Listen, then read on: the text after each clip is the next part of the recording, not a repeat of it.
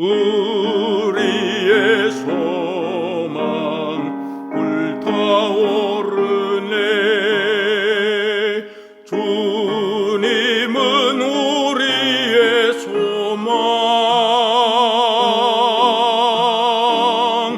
우리의 믿음 불타오르네. 말씀에 굳게 선 믿음,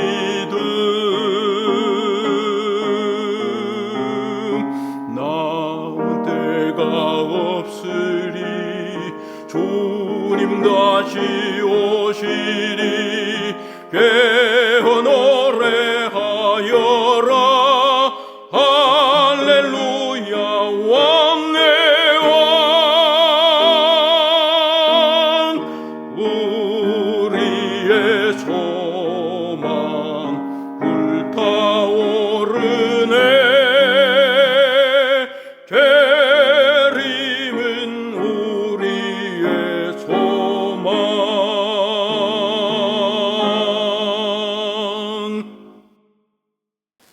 안녕하세요. 시대의 소망이신 예수님, 또 공부하는 시간이 돌아왔습니다. 오늘은 제63장 내 왕이 임하나니, 본문의 말씀 읽어드리겠습니다. 누가복음 19장 29절로 44절 말씀입니다. 감람원이라는 산의 벳바게와 베다니에 가까이 왔을 때에 제자 중 둘을 보내시며 이르시되 너희 맞은편 마을로 가라. 그리로 들어가면 아직 아무 사람도 타보지 않은 나귀 새끼에 매여 있는 것을 보리니 풀어 끌고 오너라. 만일 누가 너희에게 어찌하여 푸느냐 묻거든 이렇게 말하되 주가 쓰시겠다 하라 하시매 보내심을 받은 자들이 가서 그 말씀하신 대로 만난지라. 나귀 새끼를 풀 때에 그 임자들이 이르되 어찌하여 나귀 새끼를 푸느냐 대답하되 주께서 쓰시겠다 하고 그것을 예수께로 끌고 와서 자기들의 겉옷을 나귀 새끼 위에 걸쳐놓고 예수를 태우니 가실 때에 저희가 자기의 겉옷을 길에 펴더라. 이미 감람산에서 내려가는 편까지 가까이 오심에 제자의 온 무리가 자기의 본 바 모든 능한 일을 인하여 기뻐하며 큰 소리로 하나님을 찬양하여 가로되 찬송하리로다.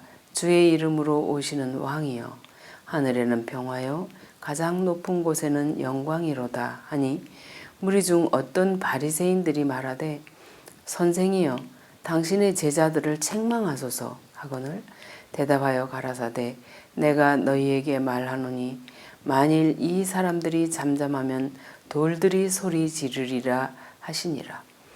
가까이 오사 성을 보시고 우시며 가라사대 너도 오늘날 평화에 관한 일을 알았다면 좋을 뻔하였거니와 지금 내 눈에 숨기웠도다.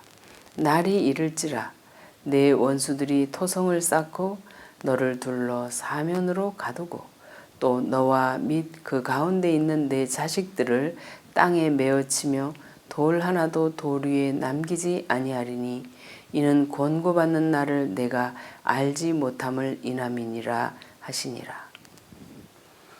오늘은 예수님이 십자가에 달려 돌아가실 날을 5일을 앞두고 앞으로 6일째 되는 날이 금요일이지요. 수년 동안 양을 잡아서 제사 드리던 그 성전에 이제 예수님은 자신이 그 속죄 제물이 되시려고 예루살렘으로 가시는 중이에요. 예수님의 마음이 어떠하실까요? 그분은 물론 하나님의 명을 받고 하늘에서부터 아버지와 평화의 의논을 하시고 이 땅에 오셨지만 그분의 인성이 십자가를 향해서 가시고 계시는 그분의 마음은 어떠하겠는가? 언제나 6월절은 봄에 있었지요. 3월 말 4월 초 그 사이였기 때문에 이제 주변은 아주 따뜻한 봄이 왔기 때문에 나무가지에 잎들이 살아나고 들판에는 각종 이름 모를 꽃들이 피어나고 이제 새들이 지저귀는 따스한 봄날 아주 아름다웠습니다. 오늘 예수님께서 어린 나귀를 타고 예루살렘으로 입성하시는 이 일에 대해서 이미 한 500년 전에 서가랴서 9장 9절에는 예수님이 어린 나귀를 타고 입성하실 것에 대해서 예언이 되어 있지요. 시온에 따라 크게 기뻐할지어다. 예루살렘에 따라 즐거이 부를지어다. 보라, 내 왕이 내게 임하나니 그는 공의로우며 구원을 베풀며 겸손하여서 나귀를 타나니 나귀의 작은 것 곧 나귀 새끼니라. 예수님이 이 땅에 오셔서 하신 일은 또 사람들에게 보여주신 증거는 전체가 다 이미 구약의 선지자들을 통해서 메시아가 이 땅에 오실 것에 대한 예언을 다 성취시키고 있었어요. 아마 유대 지도자들이 그들이 보고 읽고 가르치는 선지자의 글들을 제대로 읽고 이해를 하고 메시아를 기다리고 있었더라면 오늘 예수님이 어린 나귀를 타고 예루살렘 성에 입성하시는 이 광경만 보더라도 그분이 누구이신지를 이미 알아봐야 됐잖아요. 그동안에 예수님은 자신이 메시아라고 하는 수만 가지 증거를 다 보여주셨잖아요. 죽은 자를 살리시며 물 위로 걸으시며 오병이어의 이적을 행하시며 귀신도 떨고 나가는 그 놀라운 능력이며 귀신이 쫓겨나가면서도 나는 당신이 누군지 압니다. 당신은 거룩하신 자 하나님의 아들이시니다 하는 이런 증거까지 해주고 귀신이 나갔잖아요. 예수님께서 행하시는 일이 병자만 고치신 게 아니거든요. 하나님이 사람 되어 이 땅에 오셔서 우리 인간을 각종 위험으로부터 사단의 속박으로부터 구해 주시려 오셨다는 그 사실을 예수님의 일을 통해서 다 증거해 주셨어요. 저는 이번에 이 공부를 하면서 분명하게 알게 된 것이 있습니다. 아무나 이 땅에 와서 내가 예수다 해서 예수가 되는 게 아니다 말이에요. 그분은 창세기 3장 15절에서부터 약속하신 자손이 여자의 몸을 통해서 이 땅에 연약한 아기로 태어나신 것부터 시작해서 그분이 걸어오시고 살아오시고 일하신 그 모든 과정은 이미 하나님께서 구약의 선지자들을 통해서 약속하신 그때의 그런 모습으로 오셨지 않습니까? 우리가 지난번에도 예수님이 그 초막절에서 자신의 신분을 확실히 드러내실 때에 그분은 나는 세상의 빛이라, 참 빛이라, 그리고 나는 양의 목자라, 내가 양의 문이라. 그리고 그 초막절에서 모세가 바위를 쳐서 물을 내서 그 목마른 백성들을 먹여주고 짐승들을 먹여주시는 그 이적을 기념하면서 행사할 때에 예수님은 내가 물이다. 목마른 자들은 내게로 와서 마시라. 그 말씀을 하신 것은 예수님이 십자가에 돌아가심으로 그분의 피와 물을 다 쏟아서 우리에게 주셔서 누구든지 그분을 믿음으로 받아들일 때 우리는 영적 생수를 얻고 그분의 살과 피가 되는 말씀을 받아 먹음으로 우리가 영생을 얻을 수 있는 그 복음을 상징적으로 주신 그 사건을 통해서 예수님은 내가 바로 약속된 그다고 하는 증거를 하시면서 예수님은 자기 자신이 누군지를 다 가르쳐 줬어요. 지난번에 나사렛 해당에서 예수님께서는 이사야 61장을 펴서 읽으시고 바로 여호와의 신이 내게 임하시고 내가 가난한 자에게 복음을 전하고 포로된 자에게 자유를 주기 위해서 이 땅에 왔다고 하는 그 자신의 신분을 밝히면서 오늘날 이 글이 너희 귀에 응하였느니라고 했을 때에 돌을 던져 예수님을 죽이려고 했잖아요. 예수님은 그저 이 말씀을 인용한 게 아니라 이 일을 지금 하시고 계셨다 이 말이에요. 그러니까 예수님이 하시는 일을 통해서 그들은 그분이 누군지를 알아봐야 되지 않겠어요? 로마서 1장 19절 20절에도 보면 하나님의 신성과 능력이 그의 만드신 만물에 분명히 보여 알려졌나니 핑계하지 못할 것이라 그랬잖아요.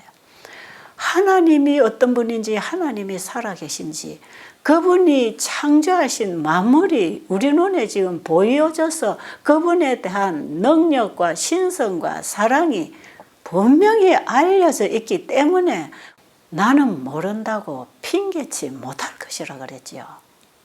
하나님은 우리에게 모든 증거를 다 보여주셨습니다. 예수님은 내가 아버지께로부터 왔다고 하는 확실한 증거를 다 드러내 주신 것은 그냥 어느 날 예수님이 나타나서 내가 하나님의 아들이다 한 것이 아니거든요. 이미 그분이 오시기 전에 예수님의 초림과 그분의 사업과 그분이 이루실 모든 구속에 대한 사역을 다 예언을 해 주셨단 말이에요. 오늘도 보세요. 스가랴 9장 9절에 예수님이 예루살렘에 입성할 때에는 어린 나귀를 타고 가겠다고 했지요. 그리고 오늘 본문의 말씀에도 보니까 제자들을 둘을 보내셔서 어린 나귀가 매여 있는 곳에 가서 그 나귀를 내 주가 쓰시겠다고 가지고 오라 그랬잖아요. 이런 말씀을 하실 수 있는 분은 하나님이 아니고 누가 할 수 있겠습니까? 어느 집에 나귀가 어디 매여 있는지 우리 인간은 어떻게 합니까? 근데 예수님이 이걸 다 아셨단 말이에요. 그리고 내 주가 쓰시겠다고 하면 그들이 순순히 줄 것을 또 예수님은 아셨어요. 예수님이 가서 이리 해라 그리하면 이렇게 할 것이다 하는 그대로 되어서 어린 나귀를 가지고 왔지요. 어느 사람도 한 번도 타보지 않은 길들여지지 않은 어린 나귀를 예수님이 타신 것 같습니다. 왜 나귀를 타고 입성을 해야 됐습니까? 예수님은 지금까지 늘 도보로 걸어 다니셨어요. 근데 오늘 십자가로 가시기 위하여 예루살렘으로 가시는데 왜 나귀를 타고 가십니까? 나귀를 타고 가는 이 나귀가 주는 의미가 유대인들에게 무슨 의미를 주고 있는 것이에요? 어느 때든지 유대 왕이 왕위를 받아서 왕궁으로 들어갈 때에는 나귀를 타고 갔고 그 왕을 존경하는 의미에서 자기 옷을 벗어서 나귀 위에 깔아주어서 나귀를 편안하게 타고 갈 수 있도록 해드렸다 이 말이죠. 여기서 주는 메시지가 분명히 있지 않습니까? 그리고 이들을 통해서 어떤 말을 합니까? 자, 오늘 본문의 말씀 중에 누가복음 19장 38절에서 이들이 뭐라고 합니까? 가로되 찬송하리로다 주의 이름으로 오시는 왕이여 하늘에는 평화요 가장 높은 곳에는 영광이로다 하니. 여기 보니까 온 무리가 예수님을 향해서 주의 이름으로 오시는 왕이여 하늘에는 평화요 가장 높은 곳에서는 영광이로다. 이 예수님을 하나님이 보내신 다윗의 위를 이을 왕이라고 하는 확실한 증거를 지금 그 무리들의 입을 통해서 전하고 있는 것이에요. 자, 지금 예수님이 예루살렘으로 입성하시는 이 모습과 그 무리들이 부르짖는 이 소리를 들을 때에 많은 사람들이 놀랐습니다. 왜냐하면 그동안에 예수님은 이 세상 정부를 다스릴 왕으로 오시지 않는다고 했고, 예수님이 세울 천국은 이 땅에 세우는 것이 아니고 마음에 세우는 게라고 늘 가르쳐 주셨잖아요. 그리고 유대 민족을 하나의 국가로 회복시켜 줄 그 왕으로 기다릴 때에 예수님은 그걸 세우려고 오신 게 아니라고 했는데, 오늘은 보니까 왕이 일어날 때에 했던 그 모습 그대로를 예수님이 하고 계시잖아요. 그 사람들이 상당히 어리둥절했습니다. 그러나 이들의 기대 속에는 전에는 그렇게 말씀하셨지만 이제는 이분이 왕좌에 오르기 위해서 오늘 예루살렘으로 입성을 하시는 거구나, 이런 생각을 했기 때문에 그들의 가슴은 몹시 들떠 있었어요. 예수님께서 지금 나귀를 타고 예루살렘으로 들어가신다고 하는 이 소식이 여기저기 소문이 나가지고 예수님이 가시는 행렬에는 많은 사람들이 계속 불어났습니다. 그러면서 구경하러 나온 사람들도 와가지고는 도대체 이게 무슨 소동이냐, 이게 무슨 일이냐, 사람들이 막 질문을 했어요. 그리고 그들은 예수님께서는 지금까지 예수님을 보좌에 앉히려고 하는 이런 모든 노력을 다 좌절시킨 분이라는 것을 또 알고 있었어요. 아니, 당신의 나라는 이 세상 나라가 아니라고 했는데 어떻게 오늘 이런 일이 일어나고 있습니까? 이런 질문들이 많이 왔어요. 그러나 이 질문은 그 무리들의 승리의 함성에 다 묻혀버렸어요. 예루살렘의 유월절을 지키기 위해서 와 있던 무수한 사람들이 이 소식을 듣고 다 예수님의 길을 마중 나왔어요. 그들은 정전나무 가지를 꺾어서 흔들면서 예수님을 환영했어요. 저녁 때가 돼서 제사장들이 제사 드릴 시간이 되어서 나팔을 불었지만 그 나팔 소리를 듣고 제사 드리러 가는 사람이 거의 없었어요. 다 예수님을 보기 위해서 나왔어요.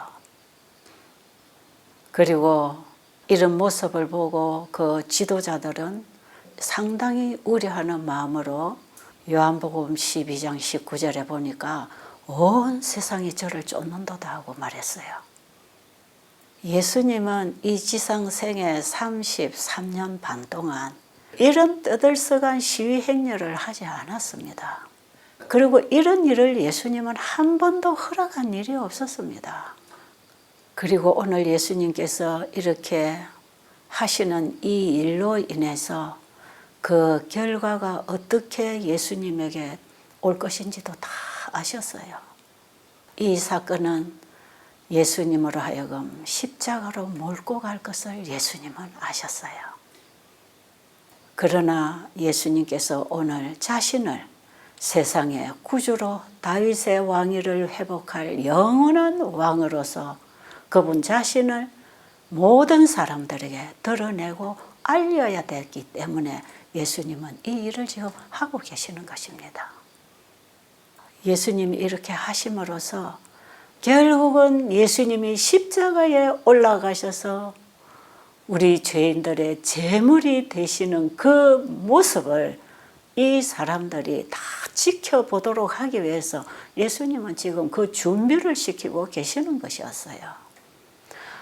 예수님께서 십자가에 달려 돌아가시는 이 일은 예수님이 돌아가신 후에 부활하시고 하늘에 올라가신 이후에도 이 사실이 온 세상에 전파되어야 되기 때문에 그들의 기억 속에 예수님의 십자가를 확실하게 새겨주기 위해서 예수님은 지금 이 일을 하고 계시는 것이에요.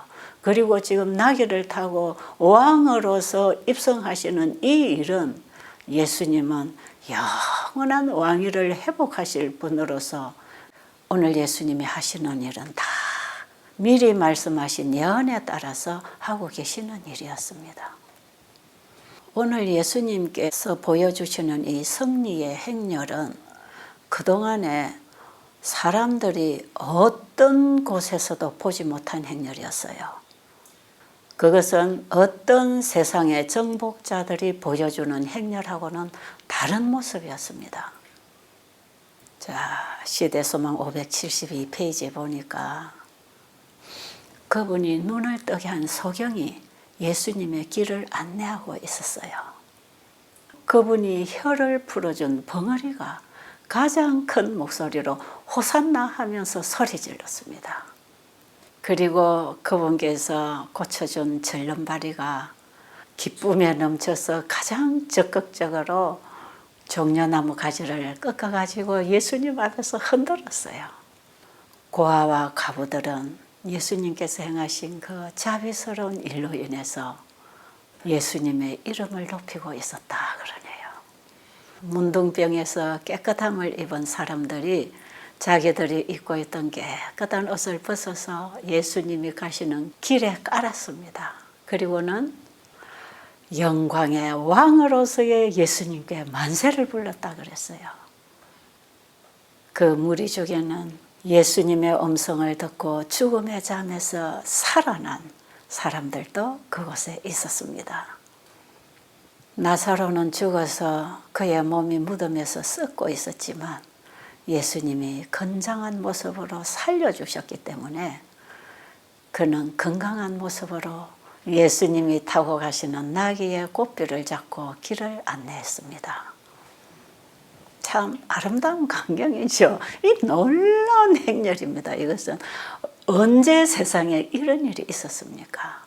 이분이야말로 만왕의 왕이요 만주의 주로서 그분은 모든 피조물과 우리 인류들의 찬양과 감사와 영광을 받으시기에 합당하신 분 아닙니까?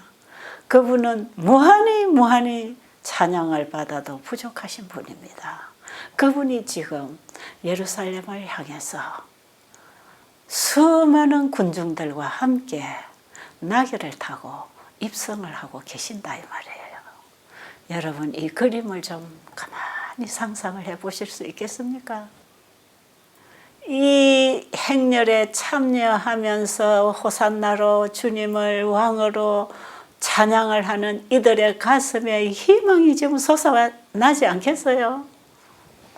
야, 이제 우리는 해방이다. 우리가 기다리던 메시아가 이제 왕위를 회복하기 위해서 예루살렘으로 들어가고 계신다.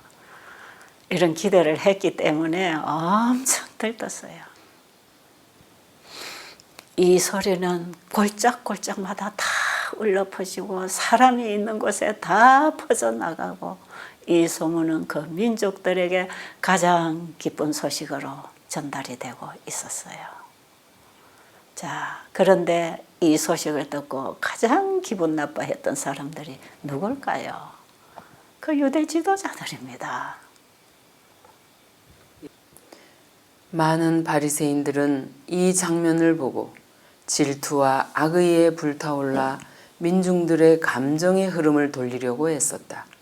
그들이 지닌 모든 권력을 행사하여 백성을 침묵시키려고 하였으나 그들의 간청과 위협은 열심을 더욱 증가시킬 뿐이었다.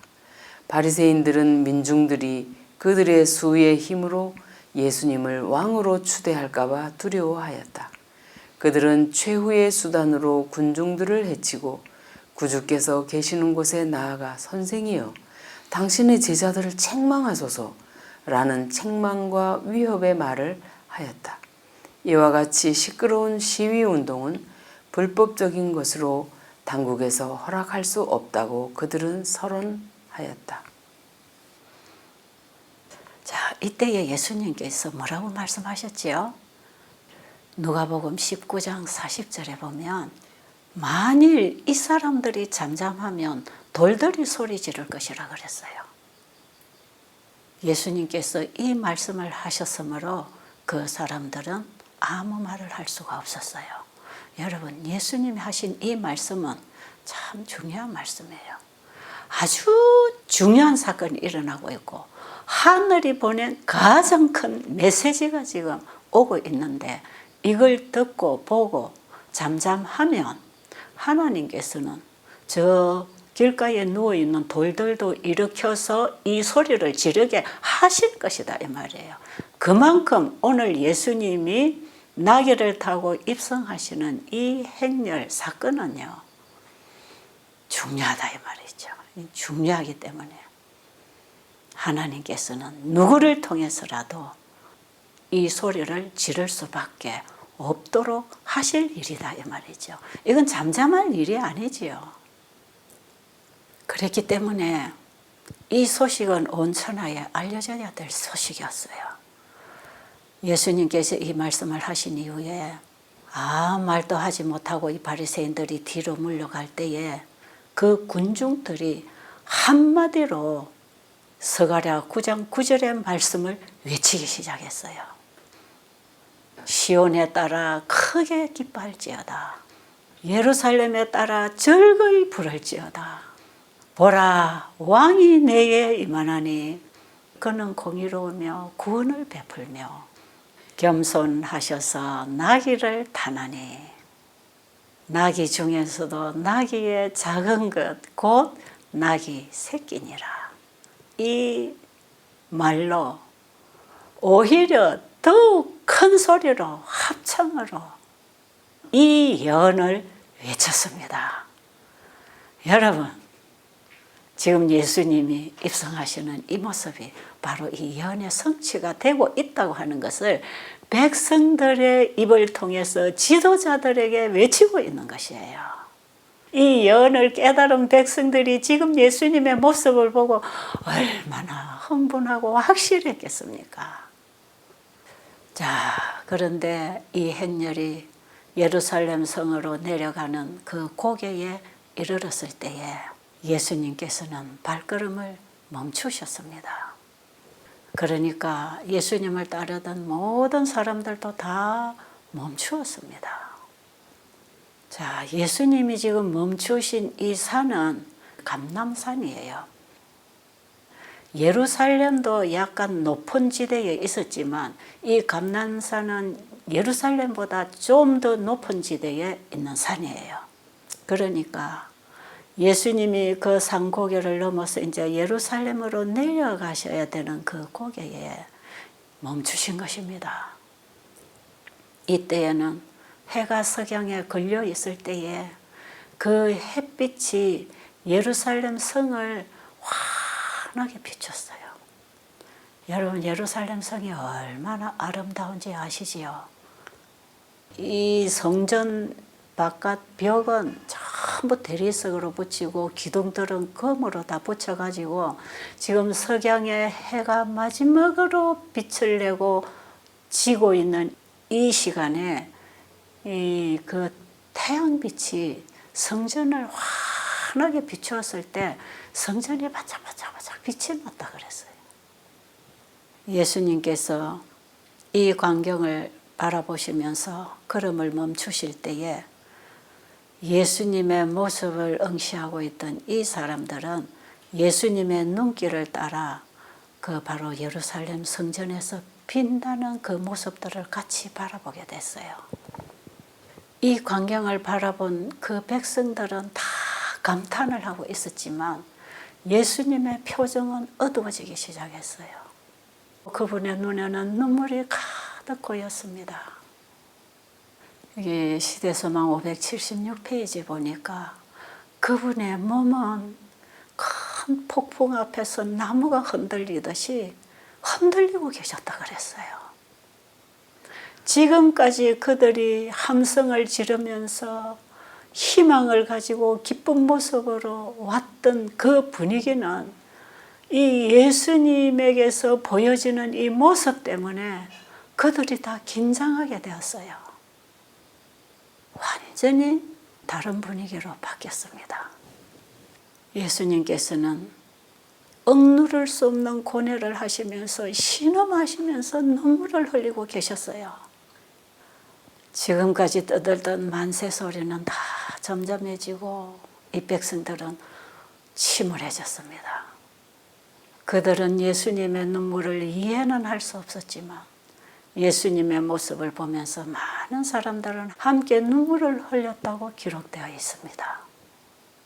자, 지금 예수님은 예루살렘 성에 들어가시면 이제는 그분은 십자가에 달리실 것이었지만 예수님이 지금 눈물을 흘리신 것은 자신이 십자가에 달리실 그 두려움과 고통 때문에 자신의 문제로 슬퍼하고 우신 것이 아니고 메시아를 십자가에 못 박아 죽일 만큼 복음을 거절하고 있는 유대 민족들이 앞으로 어떻게 될 것인지를 다 아셨기 때문에 그들을 불쌍히 여기시는 예수님의 가슴에 눈물이 고였다 이 말이에요. 예수님께서는 지금 유대 지도자들이 예수님을 거절함으로써 앞으로 당할 그 나라의 운명을 보셨어요. 여러분, 예수님이 예루살렘이 멸망할 것에 대해서 예언을 했잖아요. 제자들에게 다 예언을 했어요. 돌 위에 돌 하나도 남김없이 다 무너질 것이다. 그러니 로마 군대의 깃발이 예루살렘 성 거룩한 곳에 꽂히기 시작하면 너희들은 산으로 도망해서 피해라고 하는 이런 말씀까지 제자들에게 예수님은 다 미리 말씀하시면서 예루살렘이 앞으로 하나님이 보내신 메시아를 거절함으로 그 나라의 운명이 끝날 것에 대해서 미리 다 말씀하셨고 그 마지막 예루살렘의 멸망의 현장을 예수님은 미리 다 보시고 계셨기 때문에 그분의 가슴이 터질 수밖에 없었지요. 여러분, 이 장을 공부하시는 여러분은 각 시대의 대쟁투 1장을 읽게 되시기를 바랍니다. 1장을 읽어보면 이들이 예수님을 거역한 결과로 그 나라에 임한 멸망이 어떠한 참상을 가지고 왔는지 알게 될 거예요. 이거 꼭 읽어보세요. 야, 저는 이걸 읽으면서 사탄의 종으로 살아온 결과가 바로 이런 거였구나. 사탄은 하나님의 백성을 이 지경으로 만들기 위해서 그리스도를 끊임없이 거절하게 만들었구나. 사탄의 가장 사악하고 악랄한 모습, 자기 자식을 죽여서 삶아 먹어야 될 만큼 굶주리고 있었던 그 민족들. 야, 그 광경을 저는 읽으면서 소름이 돋았거든요. 그런데 예루살렘의 멸망은 앞으로 이 지구에 임할 멸망을 상징하고 있었는데 마지막 이 세상이 예수님을 거절하고 하나님의 은혜의 손길이 거두어질 때에 사탄이 온 세상을 장악했을 때에 그 결과가 어떤 모습으로 만들어질 것인지를 보여주는 그림인데 세상 종말에 임할 재앙에 비하면 예루살렘의 멸망 때에 당한 것은 한 방울에 불과하다는 것입니다. 그러니 여러분, 이 세상에 이제 하나님의 기별을 거절하고 하나님의 율법을 무시하고 산 결과 이제 은혜 시기가 끝이 나고 이 세상에 재앙이 임할 때에 이 세상에 살고 있는 사람들에게 어떤 모습이 보여질 것인가? 지금 우리는 상상을 못해요. 여러분, 우리는 지금 여기에서 정신을 차려야 되는 문제가 있습니다. 예수님께서 이렇게 눈물을 흘리고 계실 때에 관원들이 와서 예수님에게 너는 누구냐? 그런 질문을 했을 때에 거기 모인 제자들이 성령의 감동을 받아서 다음과 같은 증거를 하고 있는 것이에요. 읽어드리겠습니다. 아담은 그대들에게 이는 뱀의 머리를 상하게 할 여인의 후손이라고 말할 것이다. 아브라함에게 물어보라. 그는 이분이 살렘 왕 멜기세덱이요 평화의 왕이라고 그대들에게 말할 것이다. 야곱은 이분이 유다 지파의 실로라고 말할 것이다. 이사야는 임마누엘, 기묘자라, 모사라, 전능하신 하나님이라, 영존하시는 아버지라, 평강의 왕이라고 말할 것이다. 에레미야는 다윗의 가지요, 여호와 우리의 의라고 말할 것이다. 다니엘은 그분이 메시아라고 말할 것이다. 호세아는 그분이 만국의 하나님 여호와시라, 여호와는 그의 기념칭호라고 말할 것이다. 침례 요한은 그를 세상 죄를 지고 가는 하나님의 어린 양이로다 라고 말할 것이다. 크신 여호와께서는 그분의 보좌에서 이는 내 사랑하는 아들이라고 선언하셨다. 그분의 제자인 우리는 이분은 예수요, 메시아요, 생명의 왕이요, 세상의 구속주라고 선언한다. 그리고 어두움의 권세 잡은 왕도 나는 당신이 누구인 줄 아노니 하나님의 거룩한 자니이다 라는 말로 그분을 승인한다. 여러분, 예수님이 누군지 잘 모르겠거든. 지금 읽어드린 이 말씀을 여러분의 책상 위에 써서 다 붙여놓고 그분을 좀 명상하시기 바랍니다. 2000년 전에 이 땅에 사람의 몸을 입고 연약한 여인의 몸을 통해 태어나신 그분은 지금 제자들이 성령의 감동을 받아 증거하신 바로 이분이다 이 말이에요. 우리가 예수를 믿고 영생을 얻자고 우리가 전하는 복음이신 그 예수님, 각 시대마다 시대의 소망이 되신 그 예수님은 바로 지금 읽어드린 이 하나님의 아들, 그분 자신이 하나님이시다 이 말이죠. 저는 저 부분을 읽으면서 얼마나 읽고 울었는지 몰라요.